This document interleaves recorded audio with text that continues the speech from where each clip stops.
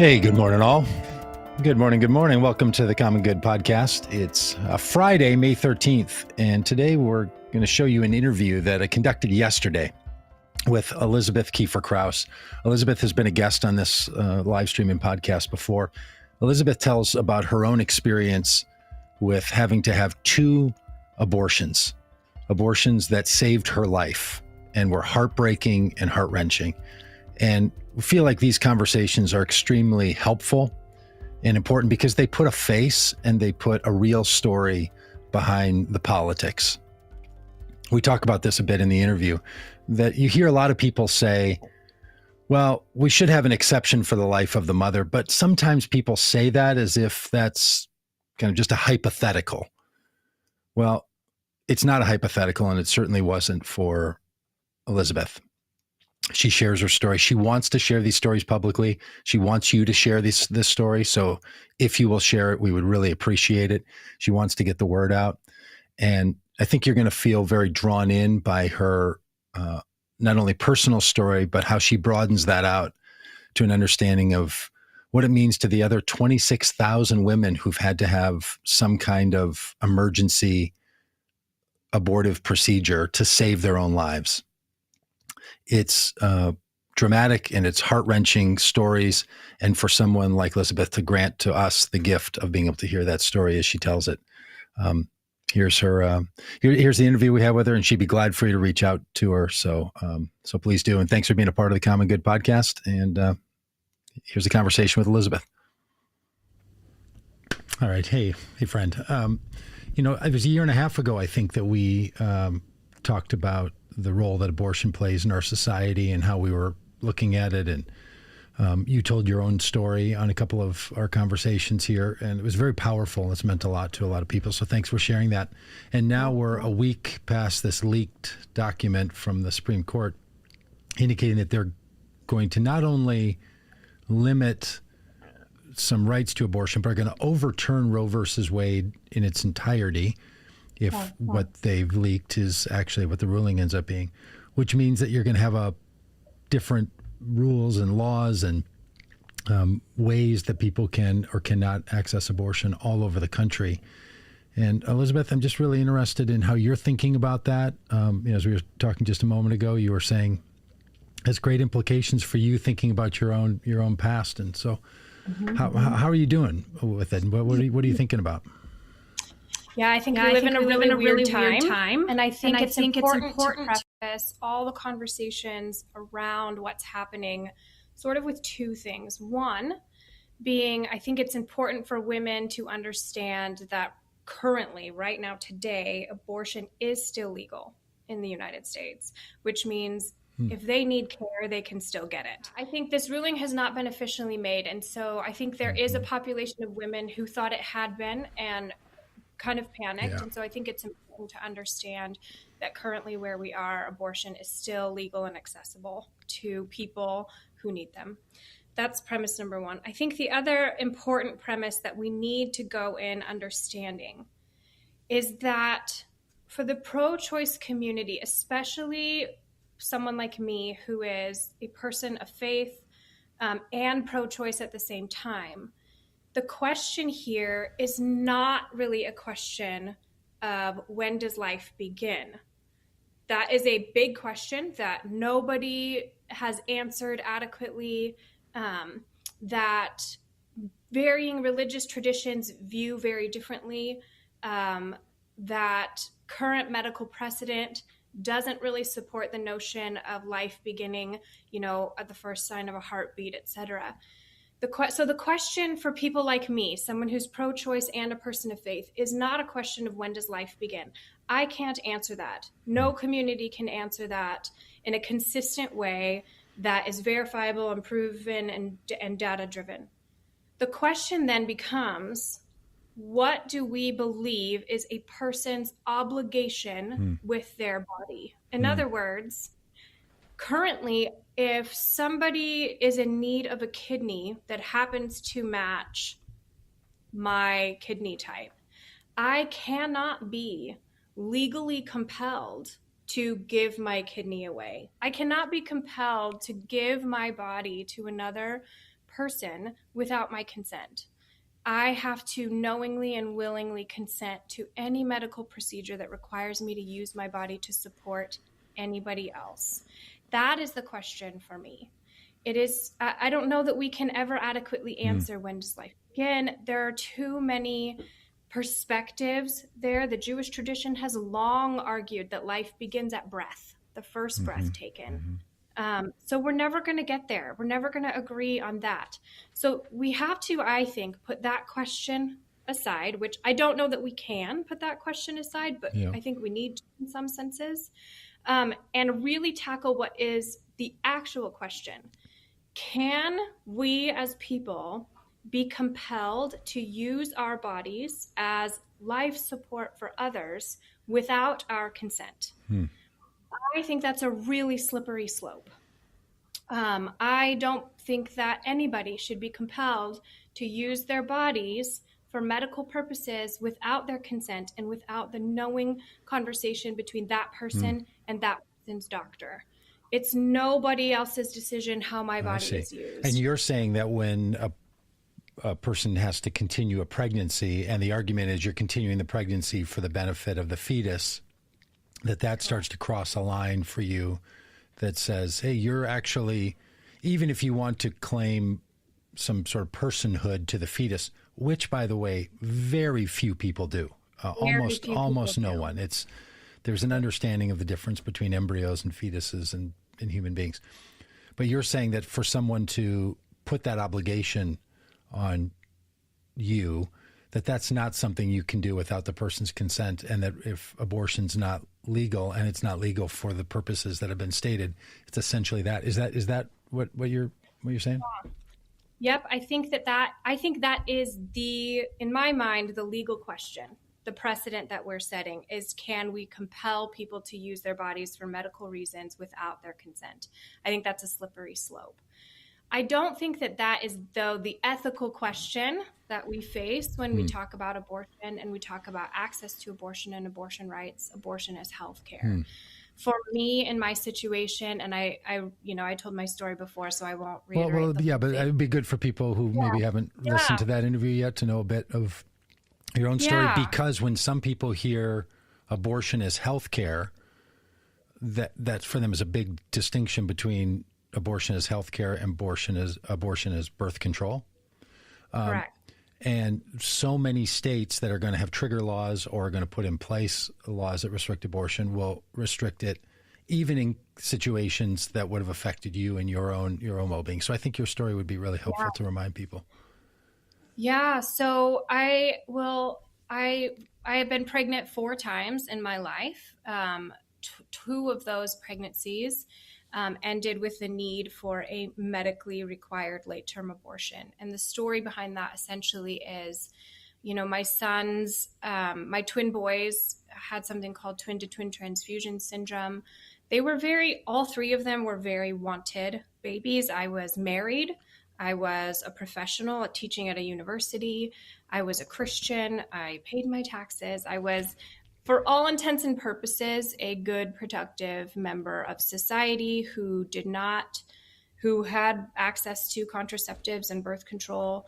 So I found myself past 20 weeks with both pregnancies, excited to be a mom, excited to have my babies, when I found out that there were really significant complications. And in both scenarios, those complications slid downhill very, very quickly. And I was, in both cases, put into a situation where I could choose my life to continue living, or I could choose to try and save babies who would not have had the physical capabilities to survive outside my body. And as a person of faith who had long identified as a pro-life Christian, it is not the scenario I thought I would ever be in. Wow. It's not a scenario I wanted to be in. I really wrestled with the morality of that decision, and ultimately, in both cases, came to believe for my sons what I believed for myself, which was I had long, felt, if something happened to me and I required life support just to keep my heart beating, that was not a life I wanted for myself. And that my loved ones, I would want them to just let me go. So in both situations with my sons, I really did find myself in a position of needing to apply the ethic that I applied to myself, to my sons, which was that if there was no way for me to survive beyond needing something like life support, that I would rather be let go with dignity and just want to pass. And for me, knowing that neither of my three boys could survive without the life support of my body, because pregnancy is that. It is one person's body and life sustaining the life of an embryo, fetus, etc. And I knew they couldn't survive without that. We had definitive, extensive testing done, definitive answers on what their situation was. I didn't want to apply a different ethic to them than I applied to myself. And so to me, the best of the very hard choices was to do an induction abortion late into my pregnancy and to let them go. Wow. And that I wrestled before and after about the morality of that decision, and in the end concluded, especially as a person of faith, that God understands how scary it is to be us, and that we can recognize and believe that God created life as wonderful and precious in this world, and also recognize that we live in a world that is broken, and that we live in bodies that are broken, and we live in systems that we have created in our own image that make pregnancy and birth an impossible choice for so many people. I think we can hold both as being true. That was true for me. For me, abortion was healthcare, especially the second time that it happened to me, because of the way that my health had deteriorated so quickly because of an infection that was not responding to antibiotics or any other intervention. It came down to the fact that had I needed to flee the state to go somewhere else for abortion care, I would not have lived long enough to get there. I lived in the Seattle area at the time. I would not have made it to Canada. I would not have made it to Oregon. I would not have made it to Idaho. Not that Idaho would ever have helped me, but that's a really good point that people so often say, well, people can travel to other states. That's been a caveat that people have been leaning on or have been offering to one another. And you're making this important point that oftentimes when it's a medical condition, there's not that kind of time. And how much time did you have to make a decision and to have a procedure that would have terminated the pregnancy? With my twins, I had a few days. I had some time with them. For them, that decision really came down to neither twin had their full organs. They would not have lived outside my body. And it became emergent the longer I waited. But I had a few days to sort of make that decision with them. With my son, Malcolm, I had a matter of maybe an hour or two because I was hemorrhaging. And it was I had great, competent medical care. And my doctor looked at me and said, "This choice is yours to make. All I can do is tell you the outcomes. You can go home, but you won't make it back to the hospital in time to save your own life." And so I had a pretty fast decision. What do you know about the laws in other states where there's trigger laws or laws that existed before Roe v. Wade that will come into play? Do you know if people who are in conditions like yours are in state, that there's people in states who have conditions like yours for whom the doctor will have to say, we don't have the option to terminate this pregnancy? Yeah, Mississippi is a good example. Mississippi has a trigger law that will go into effect that leaves no provision at all. There's a complete abortion ban, and there's no exception for rape, incest, or life of the mother. It is just a flat ban all across the board. We also know about Mississippi that it has one of the most struggling economies.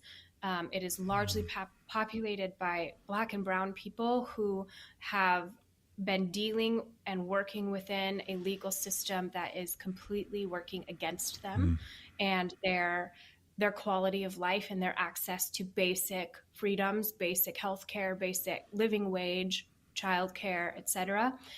Mississippi is one of the lowest ranked for education, lowest ranked for healthcare access. And now if they implement a complete abortion ban, what we will see in a state like Mississippi is we will see Black and brown women die en masse. They will die.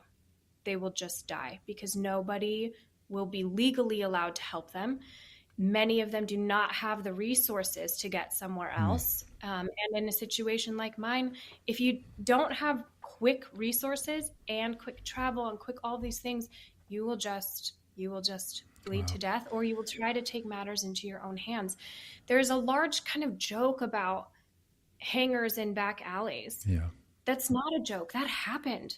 Women got desperate and afraid, and they tried to do abortions themselves. This ban will not, it will just outlaw abortion. It will not eliminate them. Yeah. The people, wealthy people will still have access to safe abortion care, but the rest of us will not. And women like me who needed those services and protections in order to save our lives, my motive was not nefarious. My motive was to do the best I can in a really hard situation, and to outlaw abortion services would have ended my life, would have left my daughter motherless. But beyond that, we have to recognize that if this goes through, so do other laws. What about access to contraception and birth control and those kinds of services? Those are not far behind this ruling. And I think that what we will see is a snowball effect, especially in states like Mississippi. Other states do keep provisions for rape and incest. I don't know how any woman would prove that. We know women, all people, don't that's a great question. Sexual assault very often. And I need to kind of correct my own language. There are a lot of people who birth, so to limit it to just a women's issue is not fair or accurate. So I want to correct my people give birth who don't identify as women. Yeah, that's an important thing to remember. Yeah, but I think all this to say, all these trigger laws, and I think more states will join those kinds of situations.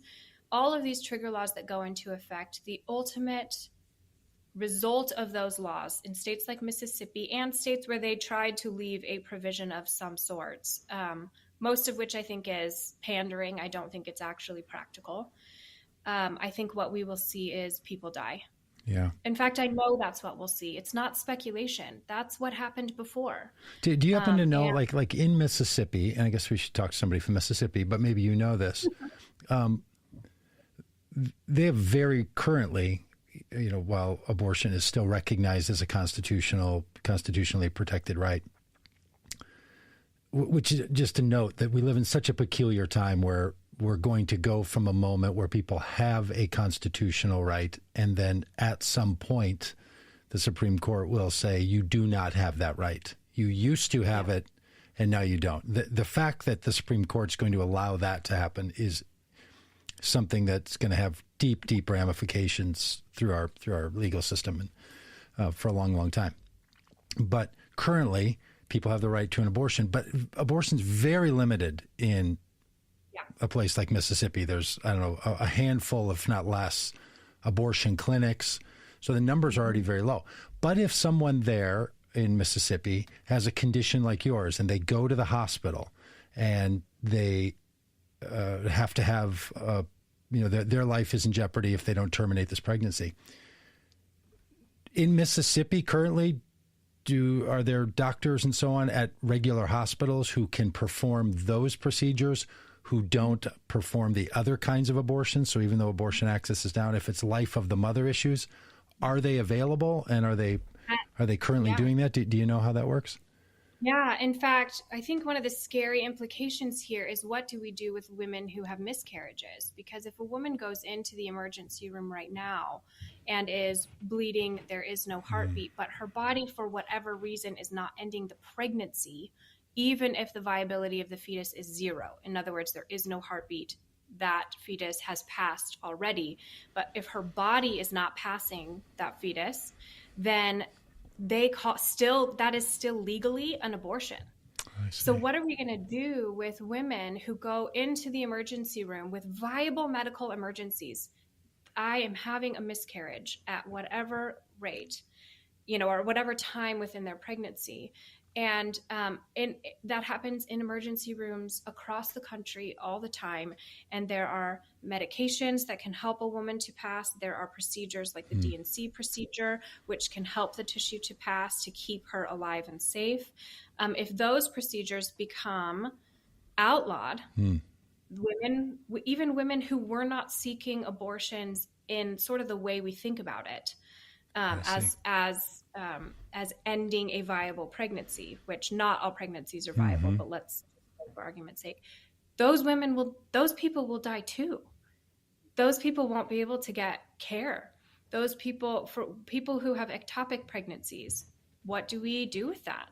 So currently right now, there's healthcare that keeps those people alive and surviving really, really difficult situations that they did not choose. And if there's already discussion about what will happen, we don't know how those laws will be written. I think in places like Texas, where the governor seems very bent on punitive laws, places like Mississippi, I think what will happen is they will pass flat pandering laws that pander to pro-life voters, and then people will start to die. I think doctors who prescribe those medications, who perform those procedures like a D&C, could they face criminal charges? Could the woman or the person face a criminal charge? Those are all questions that we all thought would never happen, but are now likely scenarios in certain states. And that's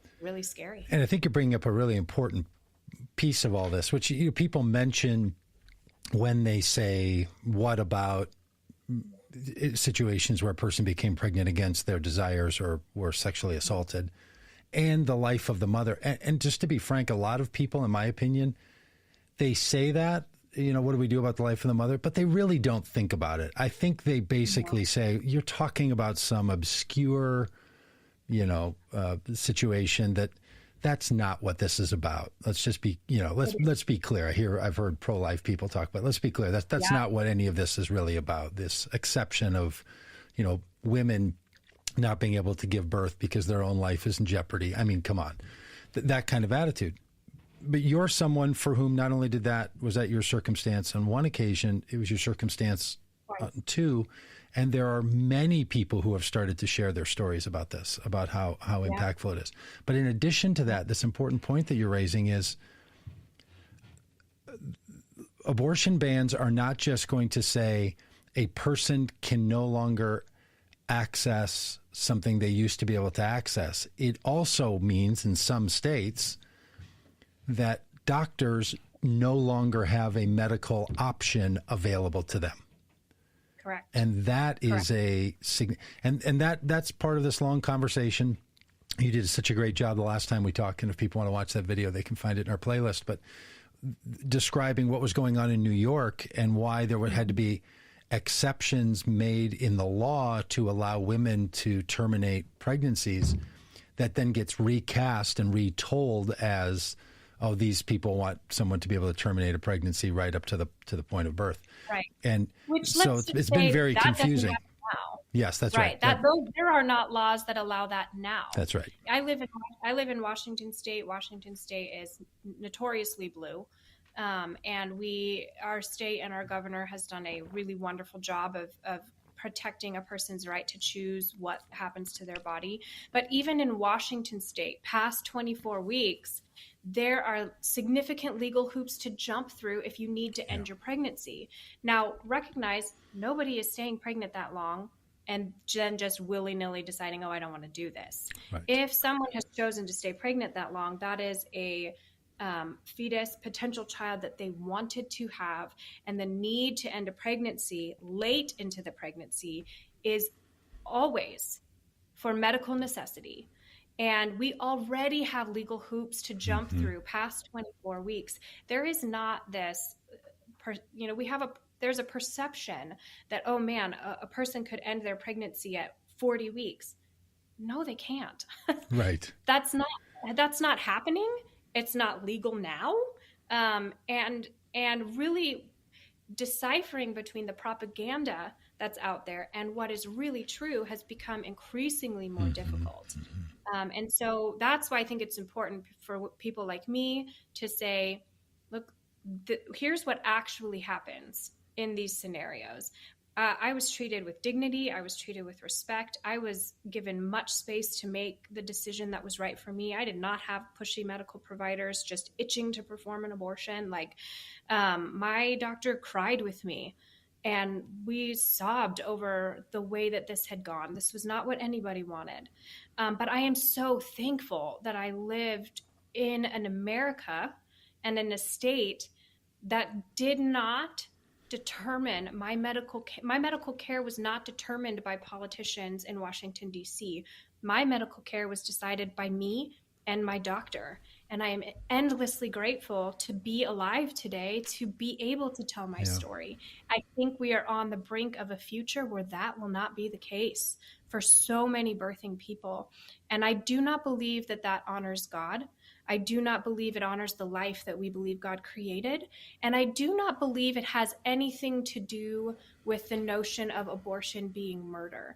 If we lived in a country where that mattered, really at our core, we would not be putting more resources into our military and war than we do into K-12 education, early childhood education, affordable healthcare, et cetera, combined. Right. Gun we laws. Don't have That's right. Yeah. Like that, so. I have a bit of hope still in all this, right? I think there's a possibility still. I mean, until the Supreme Court issues their ruling, there's a possibility that some of the justices are negotiating a walk back from where this draft ruling sat. So there is still a possibility that some kind of language can be inserted that gives protection when a woman's life or a birthing person's life is in jeopardy. Right, because that's a different. So there's a possibility that something could happen, and if that doesn't happen, I think a lot of these states that have written trigger laws of total bans on abortion, they wrote those in the set of conditions in which Roe versus Wade was the settled law of the land and was going to stay that way. In my view, and now it's not. I think they're going to relook at those laws. And there's going to be amendments to those laws because the reality of how you basically virtue signal with the kinds of firm stance about abortion when that's not going to ever be the law is one kind of draft, legislation. You're right. When it is, as of, August 1st, 2022, that becomes the law of this state. That's under a whole other level of scrutiny. So I hope that your stories of the many people like you who have experienced this, become part of this conversation, because it doesn't make any sense that someone would say under any set of conditions, even extreme pro-life people that I know have said, of course, if a woman is going to die, you have to do something, or both the fetus baby are going to die and the woman's going to die. It's just, you're just going to have more non-life.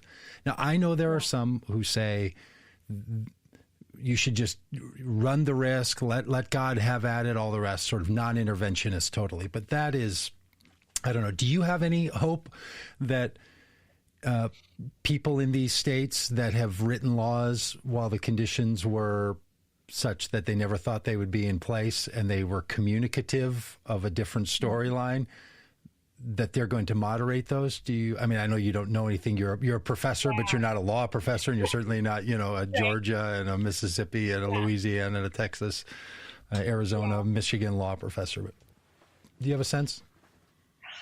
I did not think we would live to see the day Roe got overturned. Right. I really didn't anticipate that.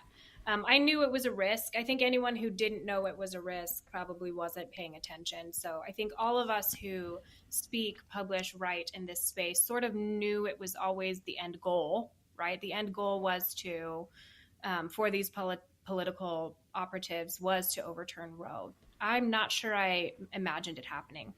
So that sort of notion sort of shakes all hope I have, because I didn't really know that we'd get here. What I do hope for, and I'm holding kind of onto hope despite maybe the evidence, is that that there will be an outcry from the people, enough so to sway these laws, enough so to provide amendments.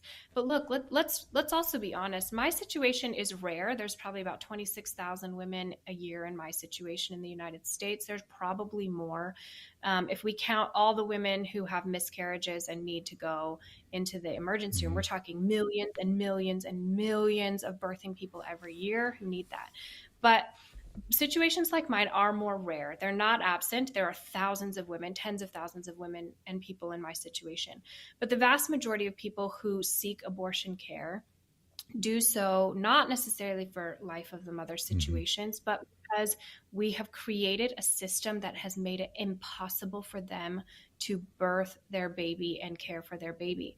And in my mind, for this to be overturned with no provision for healthcare, childcare, adoption, let's not pretend that adoption is a viable alternative to abortion. It's not. Most adoptions cost $40 some odd thousand, and there are few families who have those resources to do it. So we can't pretend that it's a viable option. Our foster system is not a viable alternative to abortion. So what we have created is a system that makes it impossible for people to have babies safely and in healthy environments. And then we're going to force them to do it anyways.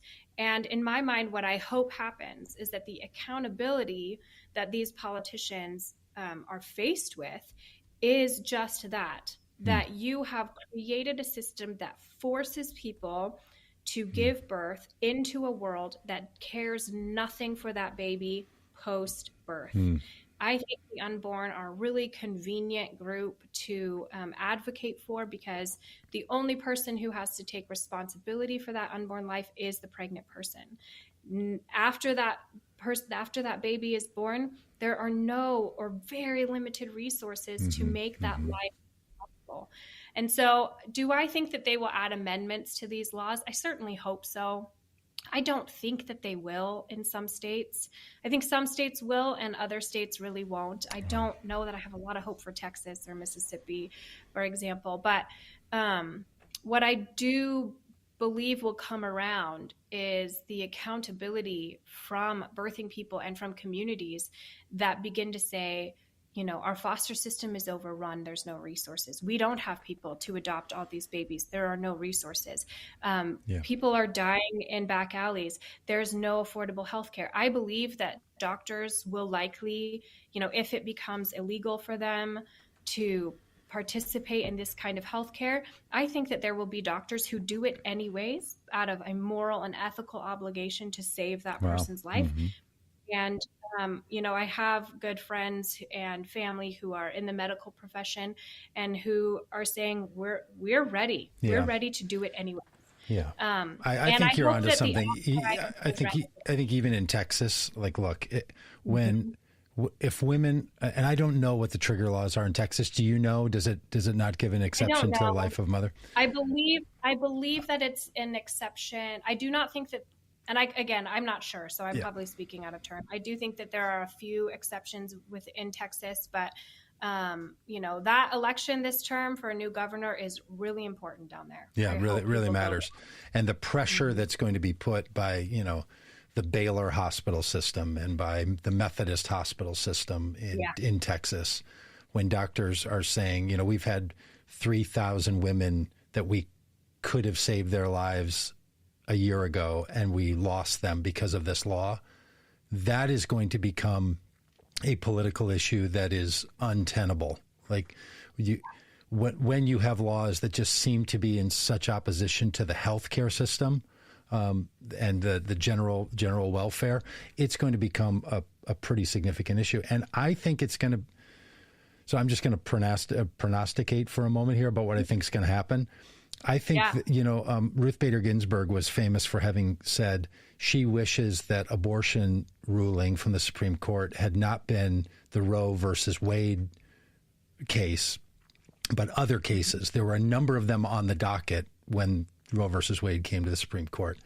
And because of the nature of Roe versus Wade, the ruling was structured in such a way as to deal with the privacy clause and the 14th Amendment. And she said but there are others that it could have been argued, and because cases have to be argued based on the facts of the case. It's one of the real problems with our system, that like we use the Supreme Court's ruling for these blanket implications, but they have to be written so narrowly to address the particular legal situation. So there were other cases that could have come before the Supreme Court that would have been ruled on differently. I think that's going to continue to happen as well. I think in the way that there have been the pro-life movement has just litigated for 40 years trying to get cases to the Supreme Court. There's going to be a series of cases that are coming, and one of them will be, is it a liberty clause that a woman living on one side of a state boundary will die and a woman on another side of that state boundary will live with the same conditions? Yeah. That will start to become a federal issue. So I think there's some really, interesting things. Now, I don't know where we are in the conversation yet in our society, frankly, if you can start talking about stuff like this, right? There's a grieving period that people need to go through. Like, when is it too soon to say, hey, maybe the Supreme Court will rule differently, or maybe states will moderate, or maybe other cases will come. But as you're saying so eloquently, the specifics of these medical cases and the specifics of the pain on the system when you start to put thousands of more children into society.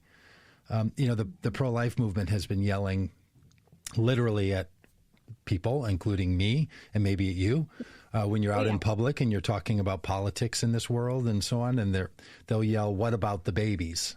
Right? And that's code language for you're wanting to harm babies, which is just a terribly inappropriate thing for people to say about someone's view of abortion.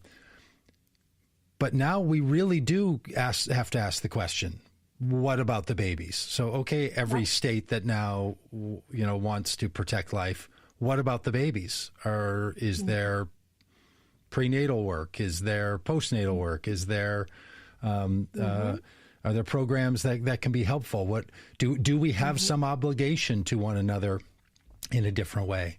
And maybe ultimately this can move us to something that, doesn't remedy the situation that a constitutional interpretation and right has been taken.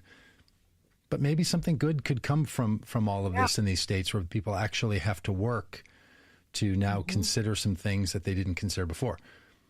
Yeah. I tend to think not, because there's been a lot of babies born, that they just could look away from. So it'll probably get pretty easy to just wash, rinse, and repeat on not caring about these kids as well. But maybe it shifts the balance of the question to asking what do we do to support these families, which would be a really great thing for us to do, even if rights are returned to women to be able to make the choice of their own continuing pregnancy. I think that even if Roe is overturned, I don't think that that's the end. I don't think that is the end.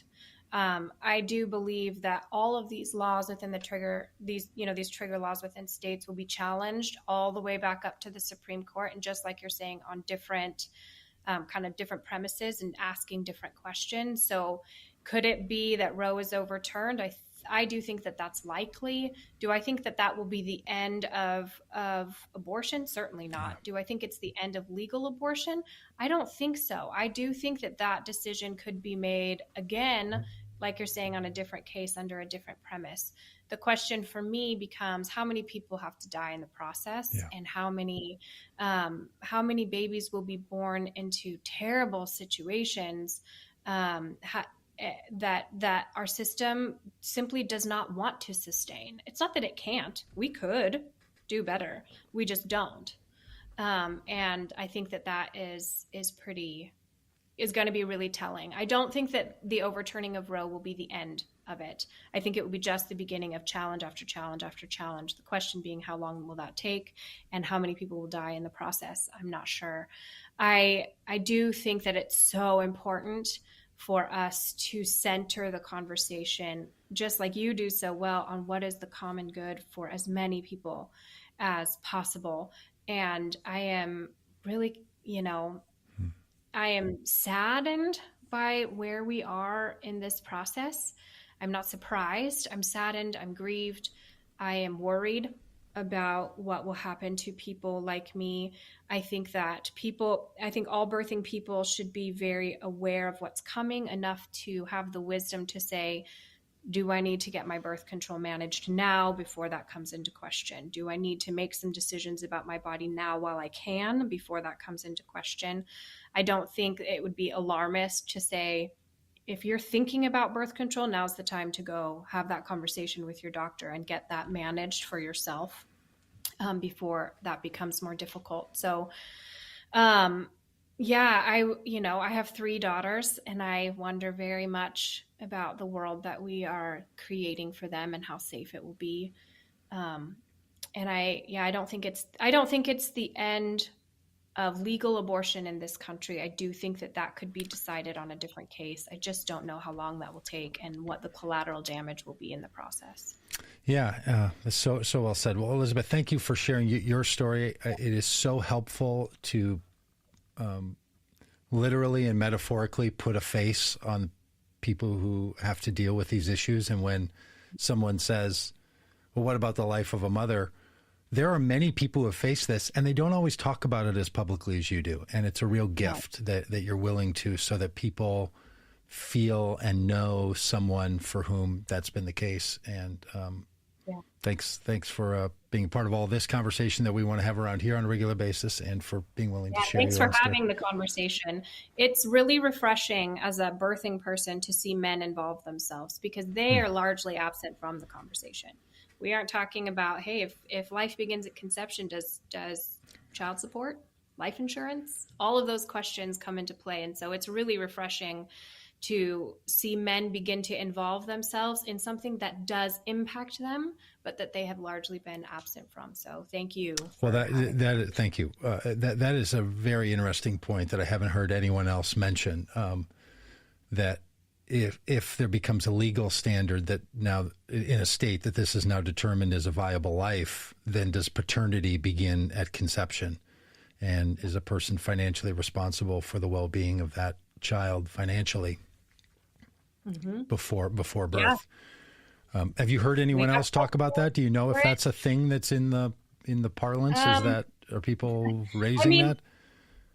We're all asking it. Yeah. We're all asking that question. Does if the mother or the birthing person is responsible to maintain that life from pregnancy, should they establish paternity, and should child support start right then? Because that's what we're requiring of the birthing person. Should the father be responsible as well?